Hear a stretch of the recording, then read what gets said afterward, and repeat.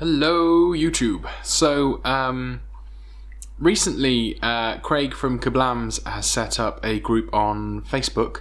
It's a Frostgrave group where he's looking to do a global campaign where your normal games not only sort of impact on your warband but also kind of affect a story that he's conjuring up. So I'm really excited to take part. I'm going to try and twist Luke's arm into joining in on this. And maybe see if I can get Mark round to play, because I haven't played Frostgrave in ages and I really want to play. So today's video is about looking at some of my new warband, which consists of zombicide Black Plague figures, as well as having a look around my table, which is getting ready to join in this really cool event. So click on the Facebook link in the description so you can have a look at the group and you can participate as well. Everyone's sharing battle reports and sort of pictures of their painted armies, and it's a good way to kind of get a bit of motivation and get the community sort of doing more, really. So let's have a look at what I've got. Okay, so here is my table. It's predominantly made of Games Workshop's bits, and there are a few things I'd like to add to it. So I'm just going to take you through a little bit of what I've got. So I've got these realm gates, and I thought they were really cool just to add a bit of colour using the fire to a pretty white scene. I've also got all of, if you've taken any part in Frostgrave, you know about these trees. I can't remember the company they're from, but they originally make them for Christmas decorations and sort of displays. Super cheap, and I thought they were really cool. Then I've got this Gale Force 9 piece, which I actually imported from Australia because it was cheaper to do so, and it's quite hard to get hold of now.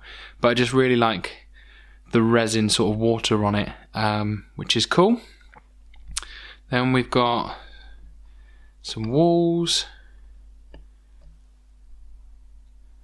And then we've got this slightly larger Games Workshop piece, which we'll look at from the other side. And then we've also got this piece. So this is a cool tower. We've got a really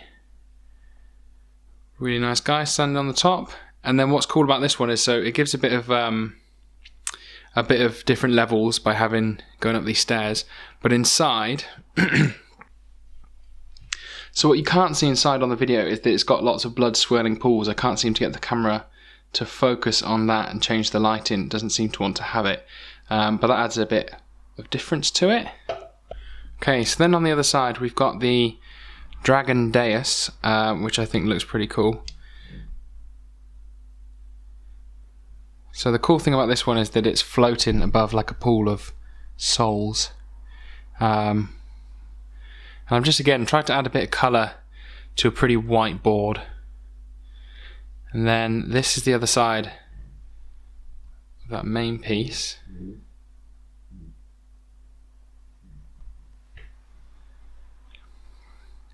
Then again we've got another realm gate. So the point of this board, I guess, is just to have, I suppose, blocking enough line of fires that you can't sort of get shot down by archers too easily. That's kind of why everything is at a slight angle, so I've kind of made it a little bit like I would an infinity board, just to stop those fire lanes and give people enough cover.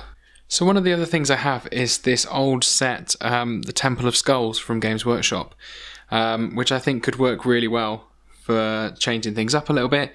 I haven't stuck all these together yet, so they could make like a lot of ruins. They're pretty cool, I suppose. They are very heavily entrenched in skulls, as you'd imagine, for the Temple of Skulls, but I'm not sure how that kind of fits with Frostgrave. Whereas, you know, if I stuck some of these on, perhaps it might fit the Forgotten Packs a little bit more. I've also got loads of old, tombstones from the old Tomb Kings, so I'm hoping to make some stuff out of those. But I suppose it just kind of allows me to switch things up a little bit more, maybe add a little bit more of those ruins just to block up some empty parts on the board. So I think I'm just going to do these in a very basic kind of colour scheme, just grey, dry brush, and get them out really. So when I decided to start the new warband, I'd seen someone on the Frostgrave Facebook group had already done it with the Black Plague, and I thought that's an awesome idea. So I thought I'd get them out to have a look at kind of what I can make of a warband, not kind of realising just how many heroes I've got. So there's... fuck that shot. Not kind of... So when I first started to do... New take. So when I decided that I'd make a new warband, I thought using the zombicide Black Plague figures would be really good after seeing someone on the Frostgrave Facebook group do it. Kind of not really realising just how many there are. So what I'm going to do now is just have a look at the couple of quick types that I'm going to use and just look at some of the different groups very quickly. Okay, so here are some of my potential new wizard options. So at the back I've got Milo, who I think would make quite a good apprentice. And then we've kind of just got a normal wizard. On this guy on the right hand side, I think he'd probably make quite a good necromancer.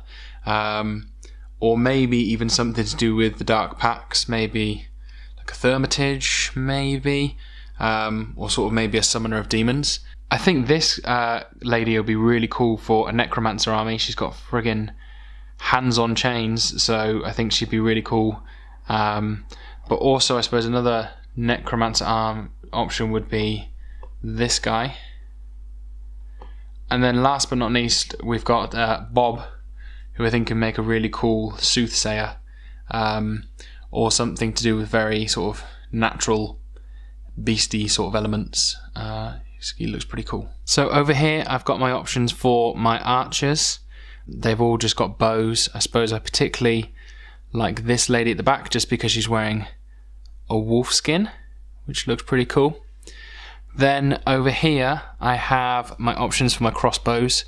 So I've just got 4 sort of options just to shape it up a little bit. This slightly larger pact is what I can potentially use for thieves. They've all got a few daggers, which look pretty cool. I'm not sure which ones I would use at the minute, but they all look nice. I quite like the ones with double daggers, just because they look a bit more thiefy. Then over here, so I'm not going to go through all of these, but I've got a mass amount of people that I can use for normal kind of soldiers. Some of them are better equipped in terms of armor than others, and that's how I'm going to differentiate how decent they are. And then right at the back we've got my options for barbarians, so some of them are pretty cool, especially this guy. He looks red cap, he looks pretty brutal. So I've got a lot of options. I'm not sure what I'm going to build yet.